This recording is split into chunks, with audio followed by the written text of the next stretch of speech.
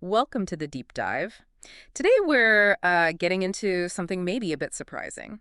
That unexpected dip in blood pressure, especially the ones that happen late at night. Right. We're basing this deep dive on a personal story we came across, someone talking about their own midnight blood pressure surprise. Mm, Yeah, imagine checking your pressure late, feeling totally fine, but the numbers surprisingly low.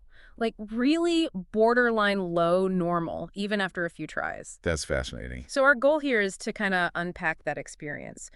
Why does blood pressure sometimes dip when you least expect it? And it's a great starting point because, well, that experience really touches on something fundamental. Blood pressure isn't fixed. It Oh, goes up and down all day. but actually, Exactly. There's this natural drop. People call it the nocturnal dip. It's just part of your body's rhythm. the circadian rhythm thing. Precisely. As you wind down for the night, less activity, you relax, and hormones shift too. Melatonin goes up, cortisol drops off. Preparing for sleep. Right. And part of that is your whole vascular system just relaxing a bit. So Yeah. blood pressure naturally lowers. It's normal. Okay, so that makes sense for a general dip. But what if it feels like more than that? Like in our source, the person felt fine, but the reading was really quite low. Could something else be going on beyond just the normal nightly dip? Absolutely. One possibility is actual hypotension.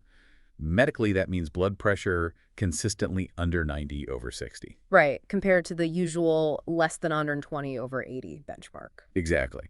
Now, someone could have that low reading and feel fine, like the person in the story, especially if it's their normal. But if it does cause symptoms, you typically hear about dizziness, feeling lightheaded, maybe blurred vision, or just feeling tired. Okay. And then there are the more, well, serious signs. Things like cold, clammy skin, breathing really fast and shallow, a weak pulse. That's more like shock territory, and that needs urgent attention. That sounds pretty serious. But for the person feeling fine, is it common to just have low pressure without those symptoms? Or are those symptoms just the extreme end? Oh, definitely. Yeah. It's really important to get that. Lots of people hover around that lower end of normal or even mildly hypotensive ranges Yeah. and feel perfectly okay. Their body's just used to it. Adapted. Exactly. Yeah. The issue really comes up if the drop is sudden, significant, or if it starts causing symptoms, even mild ones. Hmm. And, for otherwise healthy people, one very common reason for a surprise drop, maybe not a huge one, but noticeable, it's often just dehydration. Dehydration. It's funny, you always think about that with like running a marathon, not just sitting around. Right. But it plays a huge role day to day. It's actually quite a direct link. How does that work then? Less water means lower pressure? Basically, yeah. Hmm. Even mild dehydration means less fluid overall in your bloodstream. So the volume inside your blood vessels decreases. And, well, less volume equals less pressure. Simple physics, really. Huh. And it can also affect the blood vessels themselves, their tone. Mm. They might become a little less rigid, offering less resistance, so the heart doesn't have to push as hard. Both factors can lead to that lower reading. Okay, that makes sense. And what about lifestyle things? Our source mentioned intermittent fasting, IF. That's everywhere now. How does that fit into the blood pressure picture, especially these dips? Intermittent fasting. It's interesting because it can kind of cut both ways with blood pressure. How so? Well, for lots of people, particularly if they have high blood pressure to begin with, IF can be really beneficial. Often leads to weight loss, improves insulin sensitivity, things like that. And that can help lower high blood pressure towards a healthier range. So it helps bring it down if it's high. Exactly. Hmm.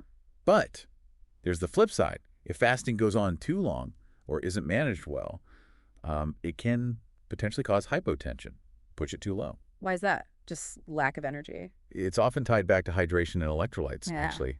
When you're fasting, you're not taking in fluids and salts like usual, obviously. Mhm. So you can become dehydrated or your electrolyte balance can get thrown off. And both of those directly impact your blood volume and how your cardiovascular system functions. That can definitely nudge the pressure downwards, sometimes more than intended. So it really underscores needing to be careful, making sure you're still getting enough fluids and like electrolytes even when you're not eating. Precisely. It's about balance. Yeah. Knowing your body, paying attention. So if someone's healthy, maybe trying IF, what are the subtle signs? Besides feeling obviously dizzy or unwell, any little clues their pressure might be dipping lower than usual? That's a really good point. Beyond the obvious stuff, maybe just feeling unusually sluggish. Not sick, just heavy. Oh, Or then maybe noticing you feel a bit off if you stand up too quickly. Hmm. Little things like that could be subtle indicators. good to know. So when you put it all together, we've got the natural nocturnal dip, just your body winding down. Then there's actual hypotension, the clinical definition, and its range of symptoms. Right, and how crucial simple hydration is. Absolutely crucial. And then the two sides of intermittent fasting, potential benefits for high blood pressure, but also a risk of going too low if not careful. It Mm. really brings up a key question for you listening. How tuned in are you to your body's signals? Especially if you're trying new things like IF, or if you just notice something unexpected like that midnight low reading. Yeah, how much attention are we really paying? It's so important to listen to those subtle cues. And if you are doing something like fasting, please remember how vital proper hydration and keeping those electrolytes balanced really is. It makes a huge difference.